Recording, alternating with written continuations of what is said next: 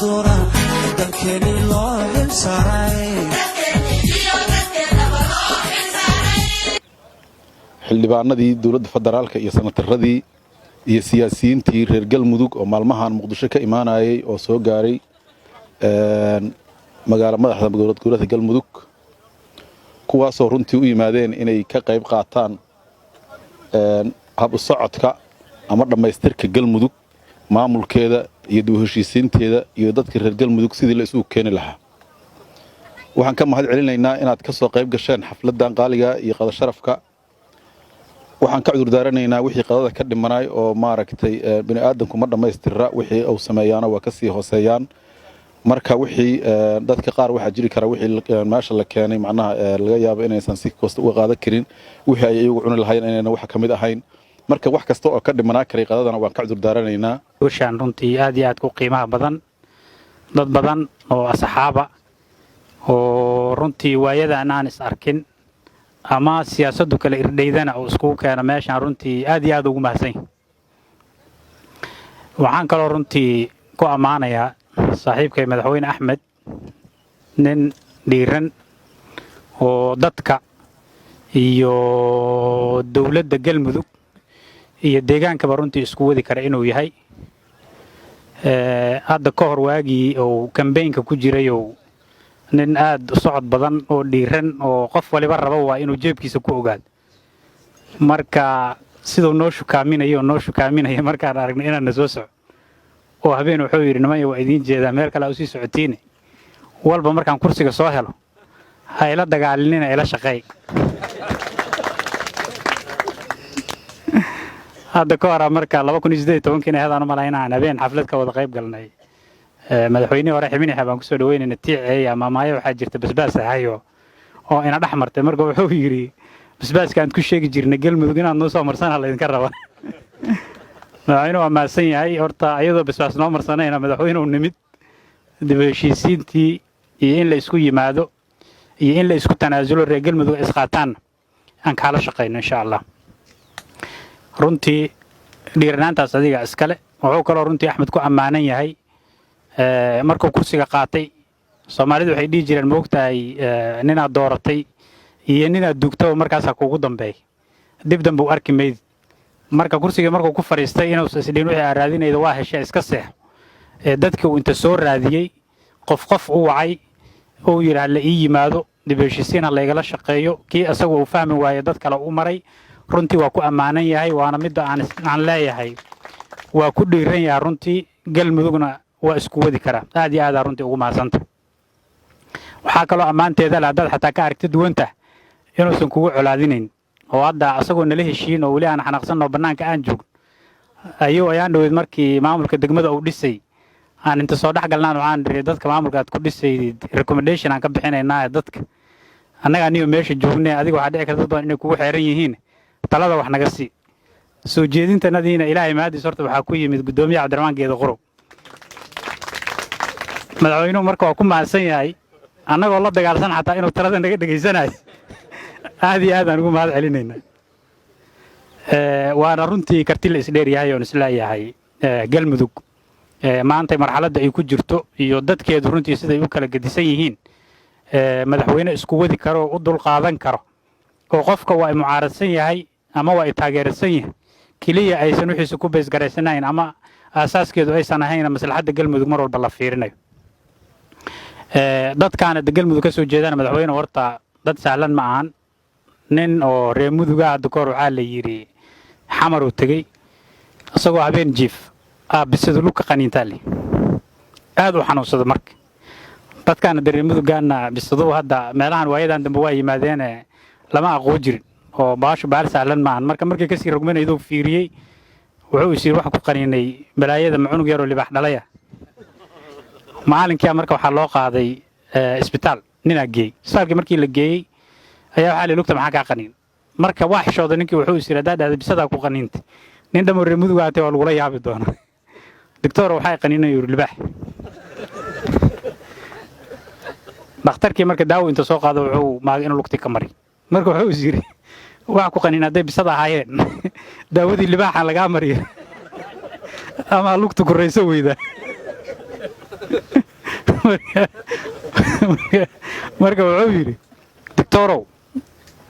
daawada bisadana ku darow yidhi aniga aqaano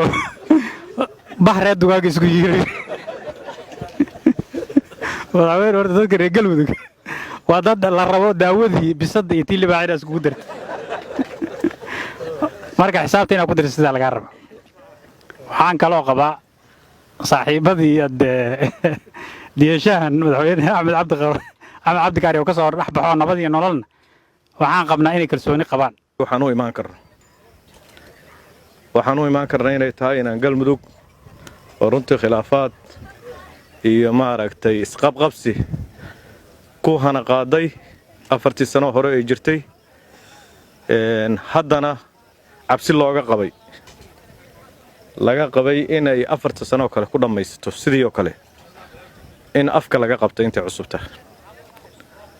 khilaafkaas iyo maaragtay isqabqabsigaas oo marka dambeba loo arkaba inay dadka deegaankan ay dhaqan u noqoto iyo kaljar siyaasadeed oo dadku ay ku barbaaraan marka in arrintaas intay tahay cusaybka afka laga qabto taasina dee afka lagama qaban kareen haddii maamulka iyo madaxda meesha loo doortay oo madaxweynuhu kow ka yahay haddaysan aqbali lahayn oo ayagu aysan yacni jeclaan lahayn sidaas ma u dhacdeen laakiin rabitaanka iyo doonitaanka iyo raadinta madaxweynaha iyo tiimka la shaqaynaya ku timid arrintaas waan uga mahadcelinaynaa annaguna sidaas ayaan u soo ajiibnay waxaan runtii galmudug dee rabnaa inay la mid noqoto dowlad goboleedyada kale munaasabadan maanta meeshaan aan isugu nimid munaasabad runtii mudnaanteeda leh soo dhoweyn leh oo runtii ammaanteedu madaxweynuhu iska leeyahay iyo dadka reer galmudug runtii oo ah ummad u diyaarsan runtii inay nabadna qaadan karto heshiina karto ayay runtii ka turjumaysaa madaxweynahana dabcan hormuudka ahaa waa uu ku mahadsan yahay annaguna waxaan rajaynaynaa insha allahu tacaala sida ragga kaleba uga dhawaajiyeen in maamulkan loo guntado sidii looga midho dhalin lahaa guulna uu gaari lahaa cilniya madaxweynaha oo maantayto qadadan noo sameeyey oo isugu yeeray siyaasiyiin iyo waxgarad dadka galmudug intii uu heli karay inta kalena aan rajaynay dhowaan inay haddii ilaah yidhaahdo ka soo qayb galaan waxaan rabaa aniga xildhibaankayga inuu matalo oo maxaa la yidhaha khudbadeeda qaato laakiin ma dhicinin waxaana sidoo kaleeto aan rabaa inaan ku dardaarmo galmudug waa meel la wada leeyahay deegaan dadka wada leeyahay macnaheedu ma ahan markii hadda uu ka maal hadlaayay dad siyaasiyiin isu tanaasulaan waxaa loo tanaasulayaa galmudug baa loo tanaasulayaa in galmudug loo tanaasulo galmudug midaysanna la helo runtii u xusul duubaya asagaa nagu matala dhammaanteen aniga iyo runtii inta halkaan ka maqan oo musharaxiinta ah oo meeshaan soo gaari waayey maanta duurkeen dad fara badan la hadlaayo karantiil ku xareysano oo leh meel laga shaqeeyo adduunyada dhuusamareeb baa ka jirta marka runtii waa soo hambalyeynayeen runtii rag fara badan oo musharaxiin aan la hadlay intaan halkaan soo aadin fikirkaasay nagula midaysan yihiin madaxweynaha kula midaysan yihiin insha allahu tacaala meeshaan meel ka weynna waa isugu imaan doonaa annagoo dhan midaysan siyaasiyiinta iyo musharaxiintii hore iyo raggii oo dhan marka anoo runtii ku hadlaya magaca musharaxiinta madaxweyne waa kuu garab taagannahay fikirka ah galmudug oo wada jirto midaysan in la raadiyo intaas kadib waxaan ka mahad celinayaa runtii qadadan wanaagga badan sharafta badan madaxweynuhu uu meeshan ku sameeyey maantana la ysku yeeray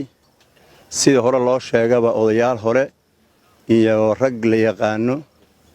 war badan meeshaan lagama rabaa la yidhi gudoomiye geedaqorow annagoo dhan madaxweynaha galmudugan garab taagan muhiimka ah ee maantay dowladda galmudug qoseeyaan ugu wacnay sidoo kale waxaan rabaa inaan walaalihii xildhibaanadii siyaasiyiintii halkan naga soo aqbalay ee yimid inaan uga mahad celiyo dhammaan arrimihii aan isugu nimid oo ay ka mid ahayd inaan wixii khilaaf ama kala duwanaansho ah aan xallinno dhammayno sidaan isula qaadannay isula fahamnay inaan ka mahad celiyaa si gooniya iyagoo weliba siyaasiyiin badan iyo madax badan oo ka maqan galmudug sidaan sheegay duruufuhu ay u masaabixi waayeen inay yimaadaan ka wakiil ahaa aad iyo aad waxaan rabaa inaan u caddeeyo bulshada reer galmudug meel walbay joogaan walaalihii aan isu nimid aan u yeernay intiina soo gaartay inaan dhammaan iskana fahmnay iskana soo dhoweynay wixii yaryaraa ee kala aragti ahaa ama kala duwanaansho yar ahaa aanan u jahaysanay meel wada dhigannay galmudugta cusub dhismaheeda wadajirkeeda iyo taladeeda dal iyo dabad meel walbay joogaan walaalaha naga maqanna sidaasoo kale waxaan ugu baaqaynaa in gacmaha layswada qabsado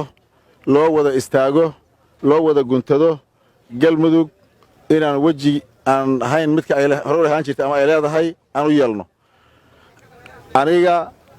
sida hore aad loogu xusay albaabadeedu waa furan yihiin sida walaalkii xildhibaan mahad salaad uu xoogaa igu soo leexiyey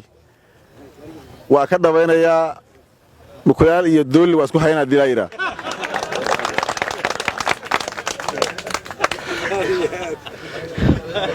xildhibaan mahad saaxiibadeyda kalena dhibsan mayaana waa ogyihiin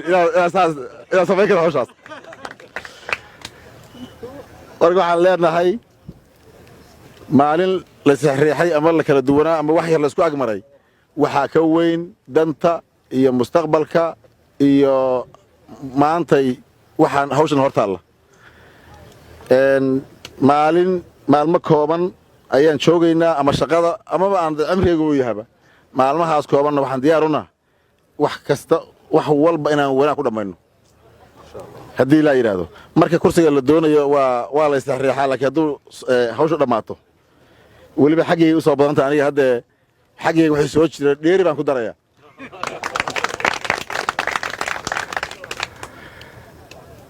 aad iyo aad walaalaha aan na soo gaarinna waxaan rajaynaynaa iyagana inay wakhtiya soo socda noo yimaadaan howlo badan baa na hor yaalla sidii laygula dardaarankii iyo talooyinkii iga horreeyey lagu soo jeediyey galmudug waa la wada leeyahay taladeedaa la wada leeyahay hoggaankeeda iyo doorashadana loo doortaan diyaaruna inaan dhexda dhigno inaan la tashanno qof walba oo reer galmudug ah oo ku habboon oon ognahay inuu wax ku soo biiri karo hordhacoodii iyo intii u soo horraysayna sidaan sheegnay wax loo ayaa naga soo baxay oo aan ku heshiinay oon isla garanna haddii laa yidhaah qof walbana saasaan ku soo dhawaynaynaa saasaan diyaar naga ah kursigu waa meerto waa wakti buu leeyahay waktigaasaa la wada shaqaynayaa berrina waxaa lala shaqayn doonaa walaal kale haddii laa yidhahdo taasaan wada qaadanaynaa ma jirto waa idiin caddaynayaa qof aynaan wada xidhiirin oo siyaasiyiin aan kala duwannahay ama waxyaabo yaryaraayoo jiray meel uun saamayn ay uga yeelatay waxaa niyadsami iyo walaalnimo iyo wada jir hayna kalamaanaan kulmin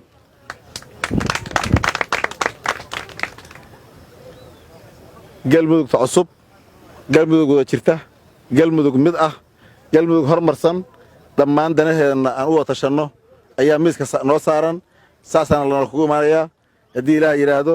talooyin sii socon doona iyo goglo sii socon doona iyo dhammaystir sii socon doonana waana ku heshiinay waana wadnaa waana wadaynaa insha allahu tacaala ilaa aan ka gaarsiinno meesha hadafkeennu yahay oon u soconno